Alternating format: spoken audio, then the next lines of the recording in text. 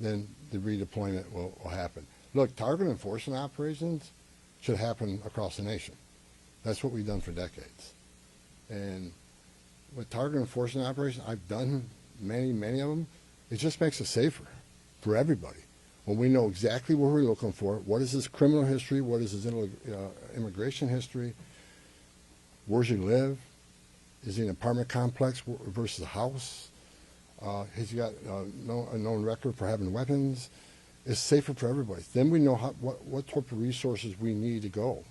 And, you know, it just makes this operation cleaner, more efficient, and it's proven less violence when we know exactly what we're getting into and we can take the necessary precautions to keep everybody safe.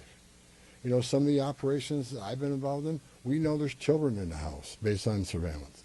So we know you got to be a little bit different when you go in that house because there's going to be children present. So target enforcement operations, the way we've always done it, I think we got away from a little bit. And we're going to make sure we do target enforcement operations. And look, and I will say it again, you know, we are not surrendering our mission at all. We're just doing it smarter. Shimon Prokopez from CNN. Mr. Homan, how did we get here in terms of, you had Greg Bavino, who was the face of this immigration operation, the mission, as you say, to having border patrol agents in the interior of this country, stopping U.S. citizens, asking them for ID, creating this fear in places like Chicago and now here. And then finally, it took really the death of Alex Petty for us to get here. How did that happen? Who made the decisions to allow this kind of operation to proceed in this way and to create such fear? Well, look, the Border Patrol, in the last 4 years under Joe Biden, we had an open border where 10, 12,000 people a day are coming across the border. Border Patrol got overwhelmed, which means we sent thousands of ICE agents down there to help deal with that humanitarian crisis, to help secure the border. Now we have millions of people released in this nation, many unvetted. Now we got to find them. Before the big, beautiful bill, we had a total just under 5,000 deportation officers to look for millions of people, many in public safety threats. So yes, we needed Border Patrol to come and help on our mission now. And reason for the massive deployment is because of the threats, because of the violence. Our officers need to be protected. If I'm on an operation, an arrest team, I'm going to a house, I got to be busy with that guy, the dangerous guy, and I can't keep looking over my shoulder at what's happening outside the house. So we brought extra resources in to provide that security. And as I said, as we drill down on these great agreements we got and this great understanding we have means less. So we can draw down those resources. When the violence decreases, we can draw down those resources. But based on the discussions I've had with the governor and the AG, we can start drawing down those resources as far as those looking for public safety threats being released, and do it in the jail with much less people. So the drawdown is going to happen based on these agreements. But the drawdown can happen even more if the hateful rhetoric and the impediment and interference will stop. So Border Patrol, I was a Border Patrol agent. These men and women are patriots. God bless them. They're here to help us. And the drawdown will come soon, depending on when this actually, I see this in play. But the agreements to have alone is going to cause a significant drawdown. So you're going to see a drawdown. Just on a personal, you've been doing this for 40 years. Just Tom a Homan. follow-up. Ben, go ahead. First off, Ben Burkbaum, Real America's Voice News. On behalf of the American people, I just want to say thank you to you and to all of the agents that are putting their lives on the line to go after the people that were allowed in the last administration. We watched that happen in the media, the honest media, covered up by many of the media that are behind me. We want to say thank you, and to all the men and women that are out there. Can you talk to us about what's being done with the leadership on these signal chats, on these WhatsApp chats that are organizing the attacks against you, the obstruction against you? Are we going to be arresting those individuals as well? And to the folks out there in America that voted for this, that want mass deportations because they saw a mass invasion under Joe Biden, what would you say to them? How are we going to get to that point? Well, first of all, about the the organization and the funding of the attacks on ICE. I'm not going to answer a lot about that because I'm not going to show our hand, but they'll be held accountable. Justice is coming. Again, we got to all remember why the questions from CNN, why are we here? What started this? 4 years of an open border where millions of people are letting this country unvetted. Remember, let's not forget, for 4 years we were told the border is secure. 4 years we were told the border is secure. And we all knew it wasn't. And I want this to be a positive thing we're doing here today. I also want to remember the politicians are continually attacking us. Where were they the last 4 years when the number of women and children sex trafficking went all-time high? Where were they when 250,000 Americans died from fentanyl coming across the border? Where were they when women and children are dying making that journey? Where were they where over 4,000 aliens making that journey died? Historic record. Where were they? Not a word. Now we're just trying to respond to what happened the last 4 years and keeping this country safe. And we're arresting a lot of public safety threats, take them off the streets, which make this country safer. President Trump promised to make this country safe again, and that's what we're doing. But my 2.5 days up here, we made a lot of progress. I think everybody agrees on the criminal and public safety threats. They agree it's much safer and easier to arrest an alien in a facility than send a whole team out in the field that's going to draw anger, because now we got to send a bunch of people to do something that could have been done by 1 or 2 people. And I've said this for years. I have no ill will to anybody in Minnesota. All the people I talk to, we're never going to agree on everything. We have different philosophies and different opinions on immigration, but we all agree this is a way to go to reduce safety, reduce crime, not reduce safety, reduce crime and increase safety for our operations. More people in the jail means less people on the street. It's simple math. Right here, sir. Lana Zach, CBS News. Everybody I've spoken with agrees that if somebody has a violent criminal history and is a fugitive, they don't want them as their neighbor.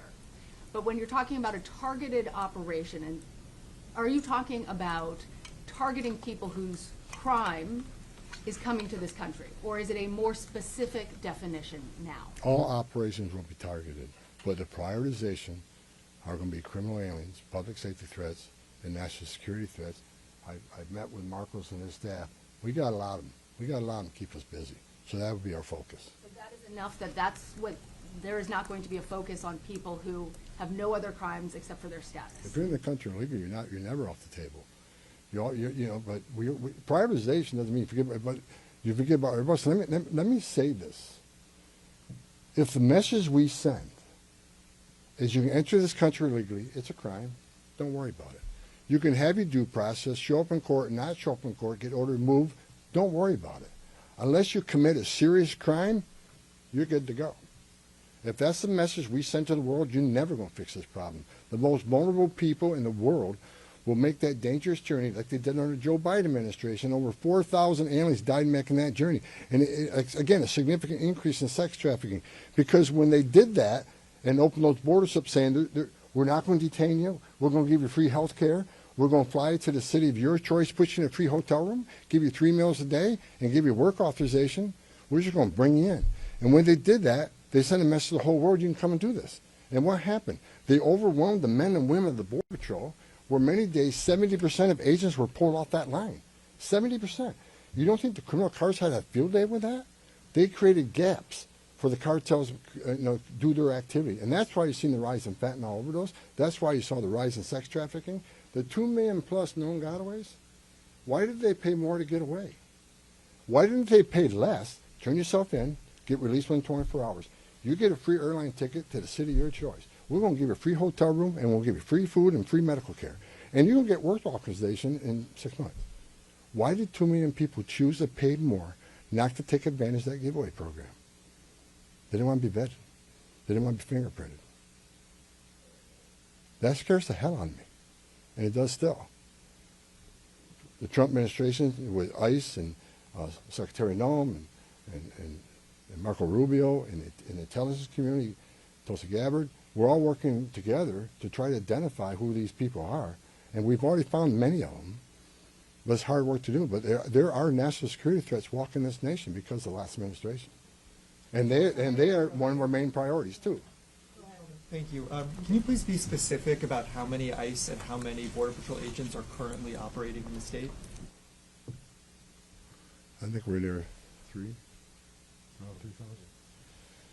There's been some rotations. Another thing I witnessed when I came here, I'll share this with you. I met with a lot of people, a lot of the agents. They've been in theater. Some of these people have been in theater for 8 months. So there's going to be rotations of personnel. Hopefully less now that we have some agreements. Maybe we can make it more efficient and safe. But they've been in theater a long time, and so there's rotations happen all the time to get people out here and go home, get some rest, and see their families. Day after day, can't eat in restaurants. Day after day, having people spit on you and blow whistles at you. Day after day, having all these threats at you. Day after day, having people trying to interfere with you. Day after day, they're human. So we've got to rotate these people, and we've already rotated some. But my main focus now is drawdown, based upon the great conversations I've had with your state and local leaders. Again, I'm not a fool. I'm not walking away without seeing this put in place. But I take the word of the people I met with. I think they're honest, and I think they're good brokers, that they want public safety protected, and they also want what's happening in the city to go away. And that's my goal. Last question in the back. Mueller Newsmax. The new video of Alex Preddy is now circulating. Your reaction to that, and do you think law enforcement could have played a role if, like, let's say Minneapolis police were able to respond to that? Have those top law enforcement officials said they'll help or do anything to help these agents who are out here? I'm not going to comment on any of these shootings. I said from day one, I said on any of these shootings, as a career law enforcement officer, we'll let the investigation roll out, let the investigation play out, and let it go where it goes. I'm not going to come out and make any comments that I think is right, wrong. Do I have an opinion? Yeah, my personal opinion, but I'm not going to share that with you. I'm going to tell you, let the investigation play out and see where it goes. But again, the president, one of the words he said to me when I came up here, he said he didn't want to see anybody die.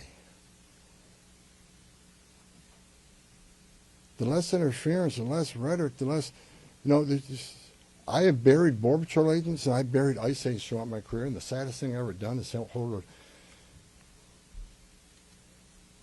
hand a folded flag to a wife or a child. I don't want to see anybody die, even the people we're looking for. I don't want to see anybody die. And despite what people think of Tom Homan, I say a prayer every night that everybody goes home safe. This isn't good. But I think my conversations the last 2.5 days are leading us to a safer community, letting ICE officers operate in the safety and security of a jail more than on the street. I think anybody here with common sense would say it's safer to arrest a public safety threat in the safety and security of a jail. And let me tell you, what is that going to result in? Less collateral arrests. When we go find that bad guy, when we find that bad guy, many times it's with others. Well, guess what? They're in the country illegally. We're going to enforce immigration law. They're coming too. You want less collateral arrest? Let's in the jail. But we're going to enforce immigration law. For the people that saying we're here to surrender our authority and the mission of enforcing immigration law, you are wrong. We're going to do target enforcement operations, and we're going to prioritize the public safety threats and national security threats. That is what we're here to do. Sir, no more questions. Go ahead. No more questions, guys. Thank you.